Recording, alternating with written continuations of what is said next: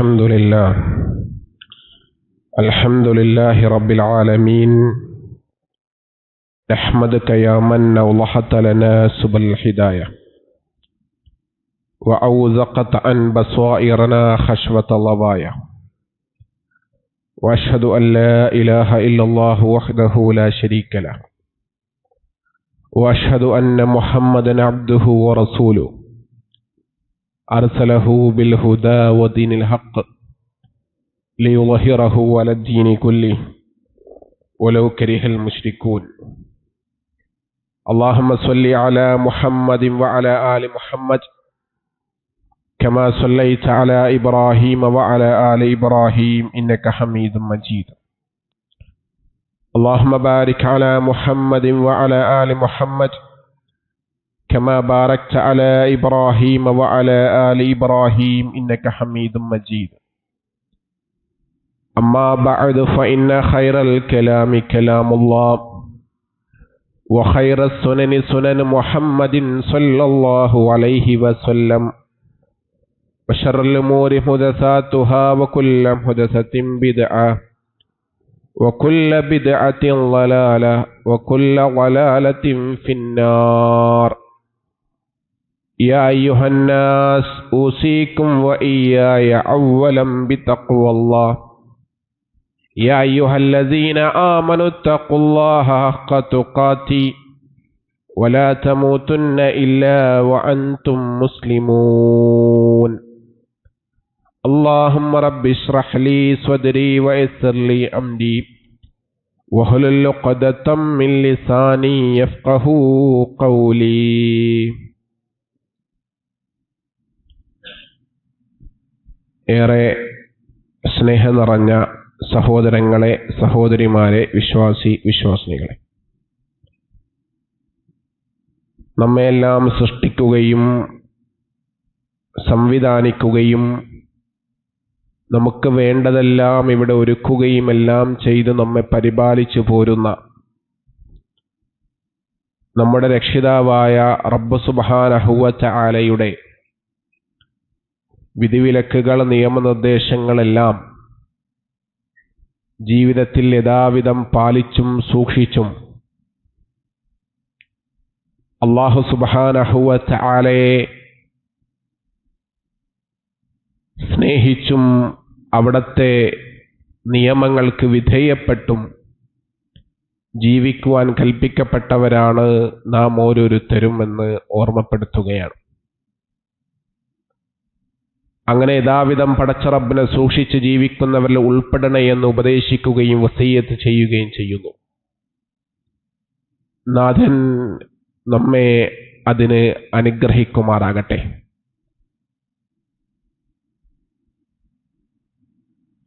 നമ്മുടെ നാട്ടിൽ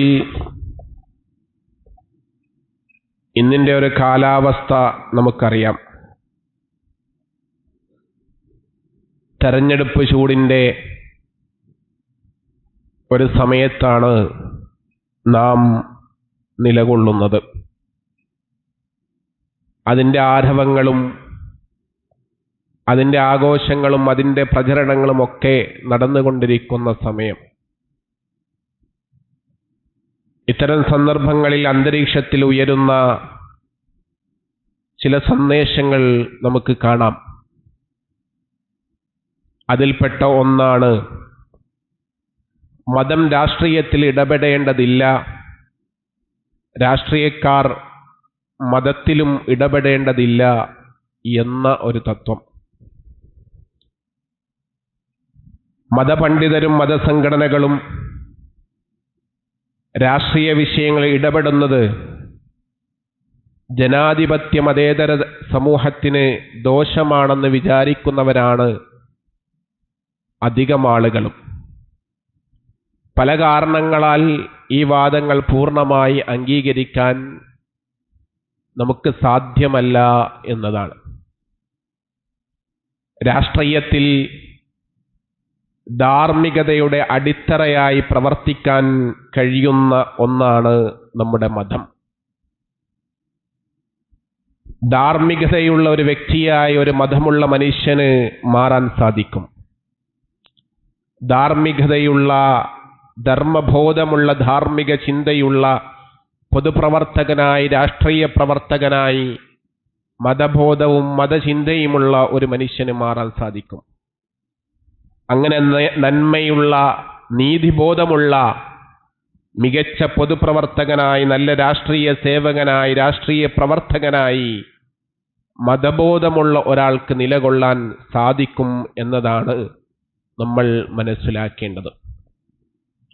ഇന്ത്യ മഹാരാജ്യത്തിൻ്റെ സ്വാതന്ത്ര്യ സമയത്ത് അതിൻ്റെ ഭരണം ഖലീഫ ഉമറിന്റെ ഭരണമാകാൻ ഞാൻ ആഗ്രഹിക്കുന്നു എന്ന് ഈ രാജ്യത്തിൻ്റെ രാഷ്ട്രപിതാവ് പങ്കുവച്ചത് ഈ നിലയിൽ ധാർമ്മിക ബോധമുള്ള, ധാർമ്മിക മൂല്യമുള്ള ഭരണകർത്താക്കൾ ഉണ്ടാകണമെന്ന് അവിടുന്ന് ഉമർ റളിയല്ലാഹുവിന്റെ മാതൃക കണ്ടതുകൊണ്ടാണ്. അധികാരമെന്ന് പറയുന്നത് കേവലമായിട്ടുള്ള അലങ്കാരമല്ലെന്നും അത് അല്ലാഹുവിന്റെ അടുക്കൽ ചോദ്യം ചെയ്യപ്പെടുന്ന ഒരു അമാനത്താണെന്നും തൻ്റെ കീഴിലുള്ള ഭരണീയരുടെ അവകാശങ്ങൾ സംരക്ഷിക്കപ്പെടണമെന്നും ചിന്തിച്ച് നീതിമാനായ ഒരു ഭരണാധികാരിയായിരുന്നു ഖലീഫ ഉമർ റളിയല്ലാഹു അൻഹു എന്ന യാഥാർത്ഥ്യം നന്നേ ചുരുങ്ങിയത് മുസ്ലിമീങ്ങളായ പൊതുപ്രവർത്തകർക്കും മുസ്ലിമീങ്ങളായ ജനസേവകർക്കും അത് വലിയൊരു ഗുണപാഠമായി മാറണം എന്നതാണ്. രാഷ്ട്രീയ രംഗത്ത് സജീവമായി പ്രവർത്തിക്കുന്ന പലരും വച്ചു പുലർത്തുന്ന ഒരു തെറ്റായ മനോഭാവമുണ്ട്. ഞങ്ങൾ രാഷ്ട്രീയക്കാരാണ്, നിങ്ങൾ പറയുന്ന മതം അതുപോലെ സ്വീകരിക്കാൻ ഞങ്ങൾക്ക് പരിമിതികളുണ്ട്, നിങ്ങൾ പറയുന്ന മതമൊന്നും ഞങ്ങൾക്ക് ബാധകമല്ല, അത് ഞങ്ങളെ സംബന്ധിച്ച് പ്രായോഗികവുമല്ല എന്ന് പറയുന്നവർ, അത്തരത്തിൽ വാദിക്കുന്നവർ ദീനിന്റെ പല നിയമങ്ങളെയും ഇത്തരം സന്ദർഭങ്ങളിൽ അലസമായി, അതല്ലെങ്കിൽ അതിനെ പ്രത്യേകമായി ആ മതബോധവും ധാർമ്മിക ബോധവും അത് നൽകാതെ, അതിൻ്റെ അതിർവരമ്പുകൾ സൂക്ഷിക്കാതെ കഴിയുന്ന ആളുകളെ നമുക്ക് കാണുവാൻ സാധിക്കും. അത്തരത്തിലൊന്നാണ് ഇസ്ലാം പഠിപ്പിച്ച വേഷവിധാനം എന്ന് പറയുന്നത്. സ്ത്രീയും പുരുഷരും പലരും മത്സര രംഗത്തുണ്ട്. ഒരു സ്ത്രീയുടെ വസ്ത്രധാരണത്തെ സംബന്ധിച്ച് ഇസ്ലാം വളരെ ഗൗരവത്തിൽ ഓർമ്മപ്പെടുത്തി, മുഖവും മുൻകൈയും ഒഴികെയുള്ള മുഴുവൻ ഭാഗങ്ങളും മറയുന്ന തരത്തിലായിരിക്കണം, ഒരു ആണിനെ ആകർഷിക്കുന്ന തരത്തിലാകരുത് എന്ന് വളരെ ഗൗരവത്തിൽ ഓർമ്മപ്പെടുത്തി. അതുപോലെ പുരുഷന്മാരോട് നെരിയാണിക്ക് താഴെ ഇറങ്ങരുത് എന്ന് കണിശമായി നിർദ്ദേശിച്ചിട്ടുണ്ട്. ഖലീഫ ഉമർ റളിയല്ലാഹു അൻഹു കുത്തേറ്റ് കിടക്കുന്ന സമയത്ത് തൻ്റെ മുന്നിലേക്ക് അപ്രകാരം നെരിയാണിക്ക് താഴെ വസ്ത്രം ധരിച്ച് വന്ന ഒരാളെ കണ്ടപ്പോൾ അവിടുന്ന് ആ വേദനയിൽ പോലും കയറ്റി ഉടുക്കുവാൻ ആവശ്യപ്പെട്ട് നമുക്ക് കാണാം. കാരണം അതത്രയും കണിശമായതുകൊണ്ടാണ് അവിടെ പോലും ഉമർ റളിയല്ലാഹു അൻഹു അത് ഓർത്തത് എന്നുള്ളത് നമ്മൾ മനസ്സിലാക്കണം. അതുപോലെ അന്യ സ്ത്രീകളും പുരുഷന്മാരും ഇടകലരുന്ന സമയങ്ങളിലൊക്കെയും അതിലെ അതിർവരമ്പുകൾ രാഷ്ട്രീയത്തിൽ പ്രത്യേകമായിട്ട് ഈ സമയത്ത് നമ്മൾ ആലോചിക്കണം, സൂക്ഷിക്കണം. ഇടപെടുന്ന ആളുകൾ, അന്യ സ്ത്രീകളും പുരുഷന്മാരും ഷെയ്ക്ക് ഹാൻഡ് കൊടുക്കുന്നത്, കൈ കൊടുക്കുന്നത് ഇന്ന് പതിവാണ്. രാഷ്ട്രീയത്തിൽ വോട്ട് തേടി പോകുമ്പോൾ ആ നിലയിൽ അതിനെ വളരെ നിസ്സാരമായിട്ട് കണ്ട് ആ നിലയിൽ കൈ കൊടുക്കുകയും അത്തരത്തിൽ ഇടപെടുകയും ചെയ്യുന്ന ആളുകളെ കാണാം. റസൂലുള്ളാഹി സല്ലല്ലാഹു അലൈഹി വസല്ലം വളരെ ഗൗരവത്തിൽ നമ്മെ ഓർമ്മപ്പെടുത്തി, ഒരാൾക്ക് തനിക്ക് അനുവാദമില്ലാത്ത ഒരു സ്ത്രീയെ സ്പർശിക്കുന്നതിനേക്കാൾ ഒരാൾക്ക് നല്ലത്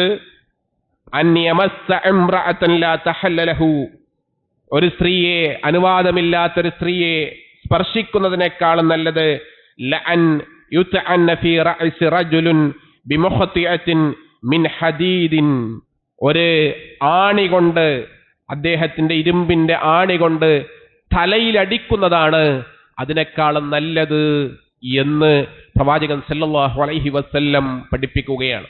വളരെ നിസ്സാരമായി നമ്മൾ കാണുന്ന ഒന്നാണ്. രാഷ്ട്രീയത്തിലായാലും അല്ലാത്ത സ്ഥലത്തായാലും ജോലിയിടങ്ങളിലായാലും അതൊക്കെ വളരെ അത്രയും ഗൗരവത്തിൽ നമ്മൾ എടുക്കാറില്ല എന്നുള്ളതാണ് നാം അതിലൊക്കെയും ഇന്ന് കാണുന്ന അവസ്ഥാവിശേഷം. ആരാധനാലയത്തിന്റെ 4 ചുവരുകളിൽ ഒതുങ്ങി നിൽക്കുന്നതല്ല മതം എന്നുള്ളത് നമ്മൾ തിരിച്ചറിയുക. ഏതെങ്കിലും പ്രത്യേക സന്ദർഭങ്ങളിലും സാഹചര്യങ്ങളിലും മാത്രം ബാധകമാകുന്ന ഒന്നല്ല മതപരമായ നിർദ്ദേശങ്ങൾ. മറിച്ച് ഒരു സത്യവിശ്വാസിയെ സംബന്ധിച്ചിടത്തോളം എല്ലാ രംഗങ്ങളിലും, അവന്റെ ഉറക്കത്തിലും അവന്റെ ഉണർച്ചയിലും അവന്റെ തൊഴിലിലും അവന്റെ യാത്രയിലും, അതുപോലെ അവന്റെ കച്ചവടത്തിലും അവന്റെ വിവാഹത്തിലും വിനോദങ്ങളിലും വിവാദങ്ങളിലാണെങ്കിലും ആ സന്ദർഭങ്ങൾ എങ്ങനെ കൈകാര്യം ചെയ്യണമെന്ന് മതം കൃത്യമായിട്ട് വ്യക്തമാക്കി പഠിപ്പിച്ചു തന്നിട്ടുണ്ട്. അതുകൊണ്ട് തന്നെ രാഷ്ട്രീയപരമായി ഇടപെടുന്ന സമയത്ത്, തെരഞ്ഞെടുപ്പിന്റെ പ്രചരണ സമയങ്ങളിലെല്ലാം ആ ഒരു മര്യാദ ഒരു മുസ്ലിം എന്ന നിലയിൽ മുസ്ലിമീങ്ങളായ പൊതുപ്രവർത്തകർ, രാഷ്ട്രീയ പ്രവർത്തകർ അത് ശ്രദ്ധിക്കേണ്ടിയിരിക്കുന്നു എന്നുള്ളതാണ്. അതിൽ പ്രത്യേകമായിട്ട് മനസ്സിലാക്കേണ്ട ഒന്നാണ്, വാഗ്ദാനങ്ങൾ നൽകപ്പെടും. തെരഞ്ഞെടുപ്പിന്റെ സമയത്ത് വരുന്നയാളുകൾക്കെല്ലാം വാഗ്ദാനങ്ങൾ പറഞ്ഞ് പലതും പറഞ്ഞയക്കാറുണ്ട്. ആന കൊടുത്താലും ആശ കൊടുക്കരുത് എന്നൊരു ചൊല്ല് നമ്മുടെ നാട്ടിലുണ്ടല്ലോ. ഈ സമയത്ത് പല സ്ഥാനാർത്ഥികളും പല നിലക്കുമുള്ള പ്രഖ്യാപനങ്ങൾ നടത്താറുണ്ട്. പ്രകടന പത്രികയിലും സംസാരങ്ങളിലും അത് ആവർത്തിച്ചു കൊണ്ടേയിരിക്കും. ഓരോ വോട്ടും തങ്ങൾക്ക് ലഭിക്കണം എന്ന് വാദിച്ചുകൊണ്ടാണ് ഇത്തരത്തിൽ ഉള്ള വാഗ്ദാനങ്ങളൊക്കെ നടത്തുന്നത്. എന്നാൽ അത്തരത്തിൽ വാഗ്ദാനങ്ങൾ നമ്മൾ നടത്തിയാൽ, ഒരു വിശ്വാസി എന്ന നിലയിൽ, ഒരു മുസ്ലിം എന്നുള്ള നിലയിൽ ഒരു വിശ്വാസി, ഒരു മുസ്ലിം വാഗ്ദാനങ്ങൾ നടത്തിയാൽ ആ വാഗ്ദാനങ്ങൾ പൂർത്തിയാക്കാൻ ഒരു വിശ്വാസിക്ക് സാധിക്കണമെന്നുള്ളതാണ്. യാ അയ്യുഹല്ലദീന ആമനൂ ലിമ തഖൂലൂന മാ ലാ തഫ്അലൂൻ കബറ മഖ്തൻ ഇൻദല്ലാഹി അൻ തഖൂലു മാ ലാ തഫ്അലൂൻ. നിങ്ങൾക്ക് വിശ്വാസികളെ, യാ അയ്യുഹല്ലദീന ആമനൂ, വിശ്വാസികളായ ആളുകളെ, നിങ്ങൾ ചെയ്യാത്തത്, ലിമ തഖൂലൂന മാ ലാ തഫ്അലൂൻ, നിങ്ങൾ ചെയ്യാത്തത്, നിങ്ങൾ ചെയ്യാൻ ഒരുക്കമില്ലാത്തത് നിങ്ങൾ എന്തിന് പറയണം? അങ്ങനെ നിങ്ങൾ ചെയ്യാത്തത് നിങ്ങൾ പറയുന്നുണ്ട് എങ്കിൽ അത് അല്ലാഹു സുബ്ഹാനഹു വ തആലയുടെ വലിയ കോപത്തിന് കാരണമായി തീരുമെന്ന് അല്ലാഹു തആല നമ്മെ വിശുദ്ധ ഖുർആനിലൂടെ ഓർമ്മപ്പെടുത്തുന്നു. ഈ കാര്യം നമ്മൾ എത്ര കണ്ട് ശ്രദ്ധിക്കാറുണ്ട്. വ്യാപകമായിട്ട് കളവുകൾ ഇങ്ങനെ പ്രചരിപ്പിക്കുകയും കളവുകൾ ഇങ്ങനെ ഒരുപാട് നിലക്ക് പറയുകയും ചെയ്യുന്നത്, ഇങ്ങനെ വാഗ്ദാനങ്ങൾ കൊടുത്ത് ആ വാഗ്ദാനങ്ങൾ നിറവേറ്റാതെ വരുമ്പോൾ അത് കളവുകളായി രേഖപ്പെടുത്തുമെന്നുള്ളതാണ്. അതാ റസൂലുള്ളാഹി സ്വല്ലല്ലാഹു അലൈഹി വസല്ലമയുടെ ഒരു സംഭവം ആമിർ ബിൻ റബിയ റളിയല്ലാഹു അൻഹു പറയുന്നു, ഞാൻ കുട്ടിയായിരുന്ന സമയത്ത് പ്രവാചകൻ സല്ലല്ലാഹു അലൈഹി വസല്ലം എൻ്റെ വീട്ടിലേക്ക് വരുന്നു. ആ സമയത്ത് ഞാൻ പുറത്തായ സമയത്ത്, കളിച്ചുകൊണ്ടിരിക്കുന്ന സമയത്ത് എൻ്റെ ഉമ്മ എന്നോട് പറഞ്ഞു, നീ ഇങ്ങോട്ട് വരികയാണ് എങ്കിൽ നിനക്കിത് തരാമെന്ന്. കൈകൾ പൊത്തിപ്പിടിച്ച് കയ്യിലെന്തോ ഉള്ളതുപോലെ എൻ്റെ ഉമ്മ എന്നെ ക്ഷണിച്ചു. ആ സമയത്ത് ഫഖാല ലഹാ റസൂലുള്ളാഹി സ്വല്ലല്ലാഹു അലൈഹി വസല്ലം മാ അറദത് അൻ തുഅതീഹു, എന്താണ് നീ കൊടുക്കാൻ ഉദ്ദേശിച്ചതെന്ന് എൻ്റെ ഉമ്മയോട് പ്രവാചകൻ സല്ലല്ലാഹു അലൈഹി വസല്ലം ചോദിക്കുന്നു.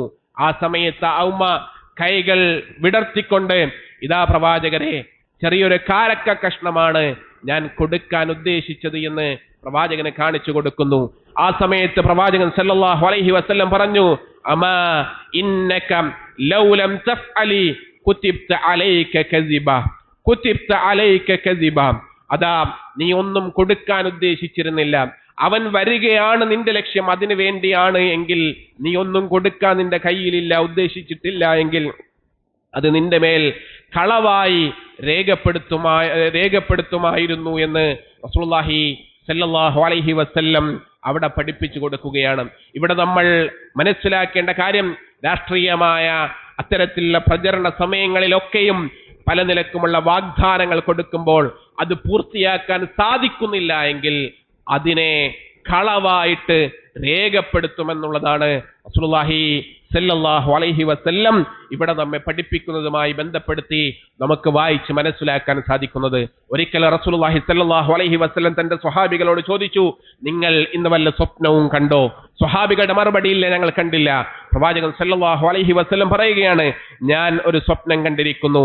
പ്രവാചകന്മാരുടെ സ്വപ്നവുമായി ബന്ധപ്പെട്ട് നമുക്കറിയാം, പ്രവാചകന്മാരുടെ സ്വപ്നം എന്ന് പറയുന്നത് അത് വഹിയാണ്.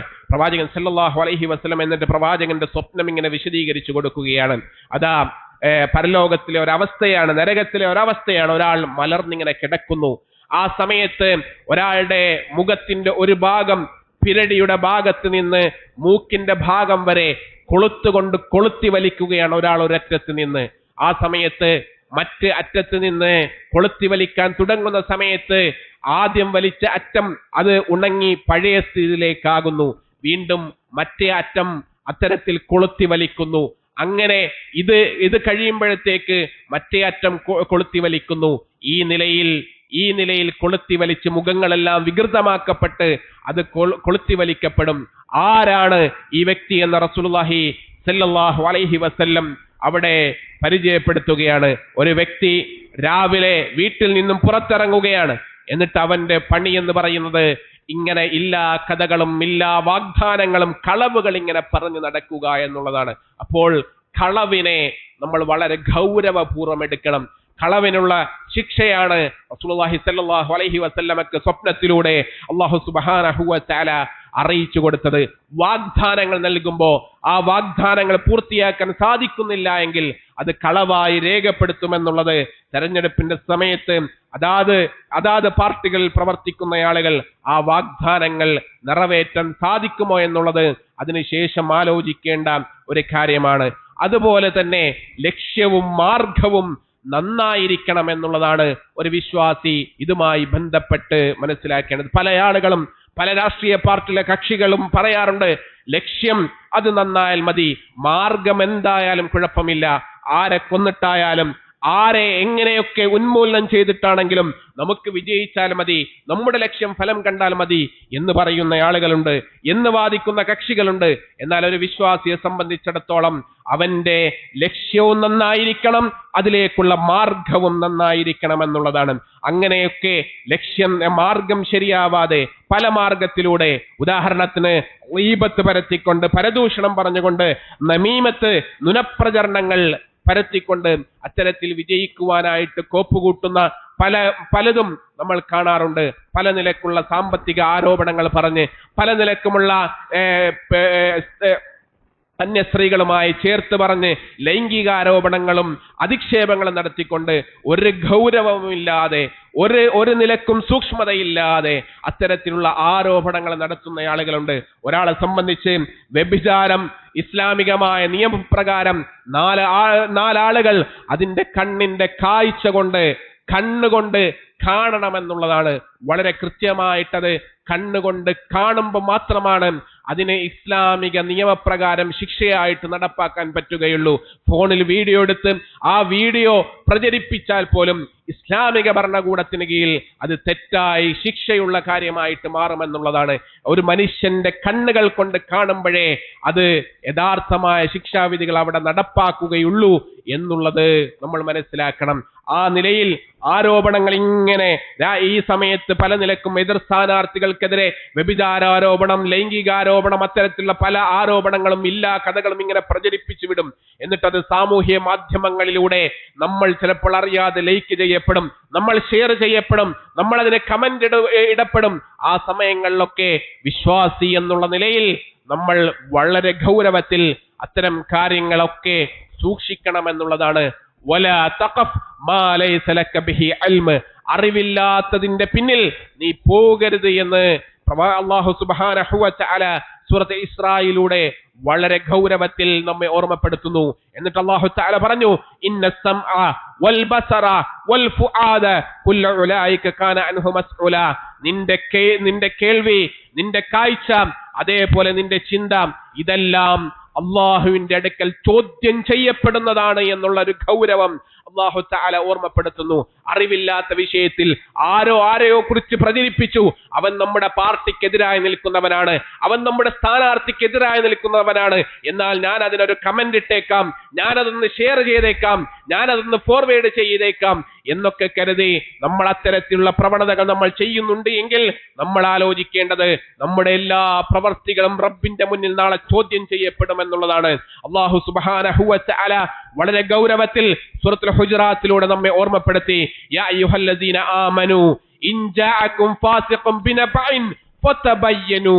സത്യവിശ്വാസികളായ ആളുകളെ വിളിച്ചുകൊണ്ട് അല്ലാഹു തആല പറയുന്നു, വല്ല അധർമ്മകരമായിട്ടുള്ള വാർത്തകൾ, ഏതെങ്കിലും അധർമ്മകരമായിട്ടുള്ള ആളുകൾ വല്ല വാർത്തയും കൊണ്ട് നിങ്ങളുടെ അടുത്ത് വന്നു കഴിഞ്ഞാൽ, പല നിലക്കുമുള്ള കുപ്രചരണങ്ങളുമായിട്ട് വിശ്വാസികളുടെ അടുക്കലേക്ക് ആരെങ്കിലും സമീപിച്ചാൽ വിശ്വാസികൾ സ്വീകരിക്കേണ്ട നിലപാട് ഫതബയ്യനു, അതിനെക്കുറിച്ച് വ്യക്തമാക്കാൻ, അതിനെക്കുറിച്ച് കൃത്യമായിട്ട് ചോദിച്ച് മനസ്സിലാക്കാൻ, അയാളോടെങ്കിലും കേവലം ചോദിച്ച് മനസ്സിലാക്കി ഉറപ്പുവരുത്താനെങ്കിലും നമ്മൾ തയ്യാറാകണമെന്നുള്ളതാണ്.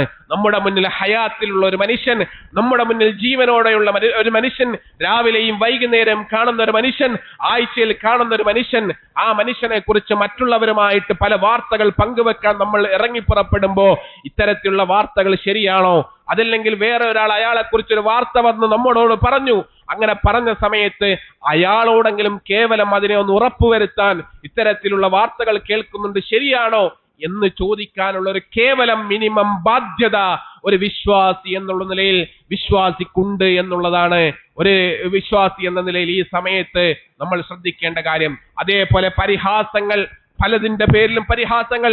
പ്രവാചകൻ സല്ലല്ലാഹു അലൈഹി വസല്ലമയുടെ പ്രിയ പത്നി ആയിഷ റളിയല്ലാഹു അൻഹ മറ്റൊരു പത്നിയെ കുറിച്ച്, അവളുടെ നീളത്തെ കുറിച്ച്, അവളുടെ ശരീരത്തിലെ ന്യൂനതയെ കുറിച്ചൊന്ന് പരിഹസിച്ചപ്പോൾ പ്രവാചകൻ സല്ലല്ലാഹു അലൈഹി വസല്ലം പറയുകയാണ്, വലിയ സമുദ്രത്തിൽ കൊണ്ടുപോയ ആയിഷ, നിന്റെ ഈ സംസാരം ഒന്ന് മുക്കിയാൽ ആ സമുദ്രം മുഴുവനും വിഷമുള്ളതായി തീരുവാൻ മതിയായതാണ് ആ സംസാരമെന്ന് പ്രവാചകൻ സല്ലല്ലാഹു അലൈഹി വസല്ലം വളരെ ഗൗരവത്തിൽ ഓർമ്മപ്പെടുത്തുന്നു.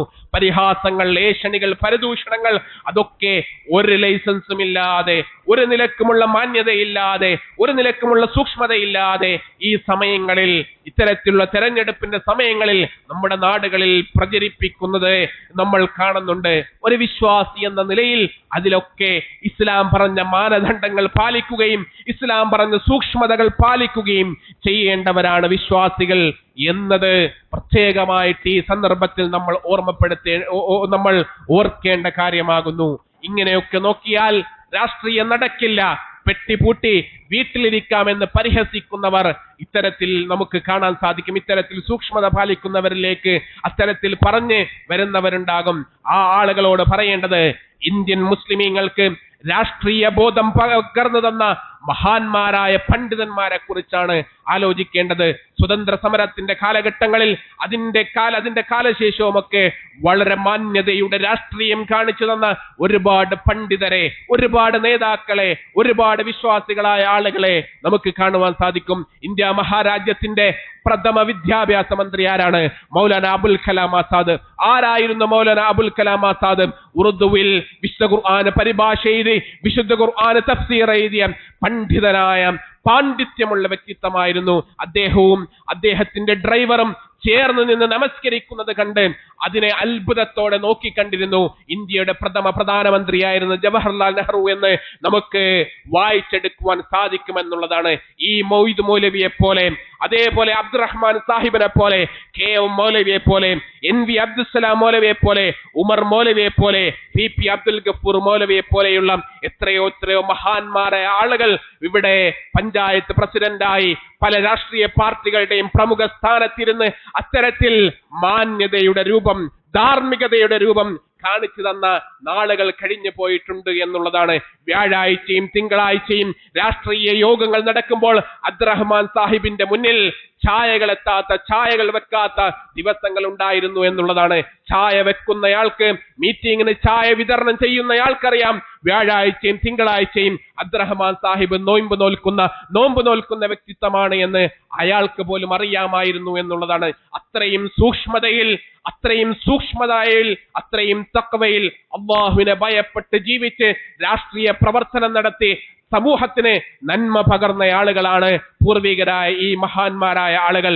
അവരൊന്നും മതമൂല്യങ്ങൾ മാറ്റി നിർത്തിയോ അതെന്തെങ്കിലും വെട്ടിച്ചുരുക്കിയോ അല്ല ഈ ഉമ്മത്തിനെ അല്ലെങ്കിൽ രാഷ്ട്രീയപരമായിട്ട് അവർ പ്രവർത്തിച്ചത്. മറിച്ച് ധർമ്മബോധം, ധാർമ്മിക ബോധ്യം മുൻനിർത്തിക്കൊണ്ടാണ് DJ പാർട്ടികളുടെ ആൾക്കൂട്ടങ്ങൾ ഉണ്ടാക്കി, DJ പാർട്ടികളിലൂടെ ആൾക്കൂട്ടങ്ങൾ ഉണ്ടാക്കിയല്ല ഇത്തരം ആളുകൾ മുസ്ലിം സമൂഹത്തിൽ രാഷ്ട്രീയ ബോധമുണ്ടാക്കിയത്. മറിച്ച് കൃത്യമായ രാഷ്ട്രബോധം നൽകി, രാഷ്ട്രീയ ബോധ്യം നൽകി, കൃത്യമായ വഴിയിൽ നയിച്ചുകൊണ്ടാണ് ഈ ആളുകളൊക്കെ, പൂർവികരായ ആളുകളൊക്കെ പ്രവർത്തിച്ചത്. ആ ഒരു മാന്യത, അത്തരത്തിലുള്ള മാതൃകകൾ നമ്മൾ സ്വീകരിച്ച് മാന്യതയുടെ രാഷ്ട്രീയം, അതേപോലെ നന്മയുടെ പൊതുജീവിതം നയിക്കുവാൻ നമുക്ക് സാധിക്കണം, വിശ്വാസികൾക്ക് സാധിക്കണം. നാഥൻ അതിന് നമ്മെ അനുഗ്രഹിക്കുമാറാകട്ടെ. അഖൂലു ഖൗലി ഹാദാ അസ്തഗ്ഫിറുല്ലാഹി വലക്കും വസ്തഗ്ഫിറൂ ഇന്നഹു ഹുവൽ ഗഫൂറുർ റഹീം.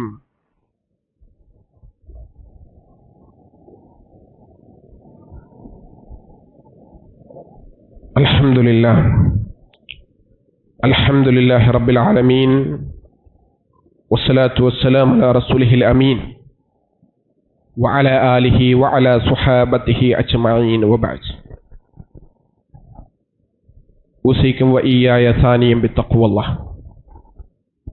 അല്ലാഹുവെ സൂക്ഷിച്ച് ജീവിക്കണേ എന്ന് ഒരിക്കൽ കൂടി ഓർമ്മപ്പെടുത്തുകയാണ്, വസിയ്യത്ത് ചെയ്യുകയാണ്.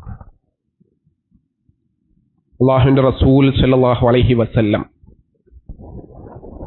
തന്റെ സ്വഹാബികൾ യാത്ര പോകുമ്പോഴോ ഏതെങ്കിലും സ്വഹാബികൾക്ക് പ്രബോധന പ്രവർത്തനമോ അതല്ലെങ്കിൽ ഭരണ പ്രവർത്തനമോ ഏൽപ്പിച്ചുകൊണ്ട് പല പ്രദേശങ്ങളിലേക്കും പറഞ്ഞയക്കുമ്പോൾ അവർക്കൊക്കെ നൽകിയ ഉപദേശങ്ങളിൽ നമുക്ക് ഇപ്രകാരം വായിച്ചെടുക്കാം.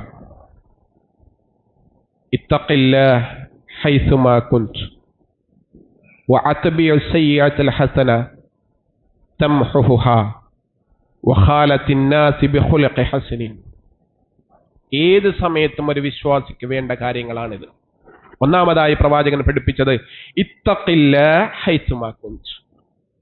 ഏത് സമയത്തായാലും ഏതവസ്ഥയിലായാലും റബ്ബിനെ സൂക്ഷിക്കുക.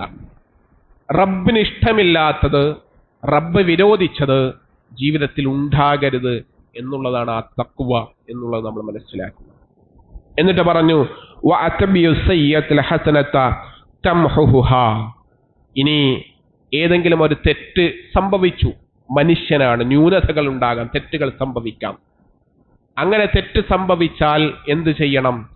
ആ തെറ്റിനെ മായ്ച്ചു കളയാൻ ഒരു നന്മ അധികരിപ്പിക്കണം, അതിനെ മായ്ച്ചു കളയുന്ന നന്മകൾ ചെയ്യണം എന്ന് നബി സല്ലല്ലാഹു അലൈഹി വസല്ലം പഠിപ്പിക്കുകയാണ്.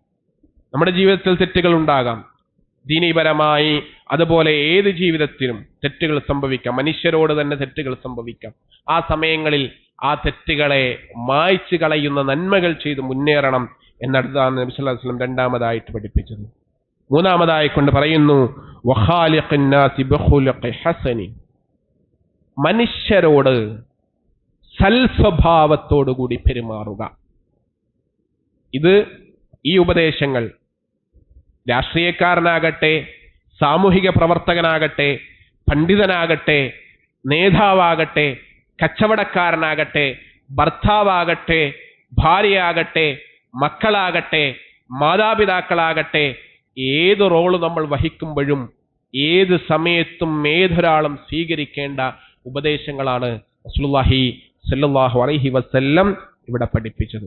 ഇത്തരത്തിൽ ജീവിതത്തിൽ പ്രവാചകന്റെ ഉപദേശ നിർദ്ദേശങ്ങൾ, അല്ലാഹു സുബ്ഹാനഹു വ തആലയുടെ കൽപ്പന നിർദ്ദേശങ്ങളെല്ലാം പാലിച്ചും സൂക്ഷിച്ചും ജീവിക്കുവാൻ നമുക്ക് സാധിക്കണം. നാഥൻ അതിന് നമ്മെ അനുഗ്രഹിക്കുമാറാകട്ടെ. റബ്ബേ, ജീവിതത്തിൽ നിഖില മേഖലകൾ അറിഞ്ഞും അറിയാതെയും രഹസ്യവും പരസ്യവുമായും പാപങ്ങൾ ചെയ്തു പോയ പാപികളാണ് നാഥ ഞങ്ങൾ. ഞങ്ങളുടെ മുഴുവൻ പാപങ്ങളും നീ നിന്റെ മഹത്തായ മഗ്ഫിറത്ത് കൊണ്ട്, നീ നിന്റെ മഹത്തായ റഹ്മത്ത് കൊണ്ട് നീ ഞങ്ങൾക്കെല്ലാം പുറത്തു മാപ്പാക്കി തന്ന് അനുഗ്രഹിക്കണ റഹ്മാനെ. റഹ്മാനായ റബ്ബേ, ഞങ്ങളിൽ നിന്ന് മരണപ്പെട്ടു പോയ ബന്ധുമിത്രാദികൾ, കുടുംബാംഗങ്ങൾ, മാതാപിതാക്കൾ, ഗുരുനാഥന്മാർ, പല ആളുകളും ബർസഖിന്റെ ലോകത്താണ് റബ്ബേ. അവരുടെ ബർസഖിന്റെ ലോകം നീ വിശാലമാക്കി നൽകി അനുഗ്രഹിക്കണ റഹ്മാനെ. സ്വർഗത്തോപ്പാക്കി സന്തോഷത്തോപ്പാക്കി നീ മാറ്റി അനുഗ്രഹിക്കണ റഹ്മാനെ. നാളെ ഞങ്ങളും ബർസഖിന്റെ ലോകത്തിലേക്ക് യാത്ര തിരിക്കുമ്പോൾ ഞങ്ങളുടെ ബർസഖിന്റെ ലോകവും അപ്രകാരം നന്മയുള്ള അപ്രകാരം പ്രകാശപൂരിതമായ ലോകമാക്കി നീ മാറ്റി അനുഗ്രഹിക്കണം റഹ്മാനെ. മരണനേരത്തിൽ ലാ ഇലാഹ ഇല്ലല്ലാഹ് ഉച്ചരിച്ച് മരിക്കാൻ ഭാഗ്യം ലഭിക്കുന്ന യഥാർത്ഥ വിശ്വാസികളിൽ നാഥാ നീ ഞങ്ങളെ ഉൾപ്പെടുത്തി അനുഗ്രഹിക്കണം റഹ്മാനെ. റഹ്മാനായ റബ്ബേ, രോഗങ്ങൾ കൊണ്ട് കഷ്ടപ്പെടുന്ന ഒരുപാട് ആളുകളുണ്ട്. പ്രാർത്ഥിക്കുവാനായി വസിയത്ത് ചെയ്തവർ റബ്ബേ, അവരുടെ എല്ലാ രോഗങ്ങൾക്കും നീ ശിഫ നൽകി ശമനം നൽകി അനുഗ്രഹിക്കണം റഹ്മാനെ. അല്ലാഹുമ്മ ഗ്ഫിർ ലിൽ മുഅ്മിനീന വൽ മുഅ്മിനാത്ത് വൽ മുസ്ലിമീന വൽ മുസ്ലിമാത്ത് الأحياء منه والأموات إنك مجيب دعوات يا قاضي الحاجات. اللهم أجرنا من النار، اللهم أجرنا وأجر والدينا من النار. اللهم أعز الإسلام والمسلمين وأذل الشرك والمشركين. اللهم أصلح حال إخوان في فلسطين، اللهم أصلح حال إخواننا في فلسطين. اللهم دمر أعداءنا أعداء الدين. اللهم حلك اليهود والمشركين. اللهم ربنا آتنا في الدنيا حسنة وفي الآخرة حسنة وقنا عذاب النار. سبحانك ربك رب العزة عما يصفون وسلام على المرسلين والحمد لله رب العالمين.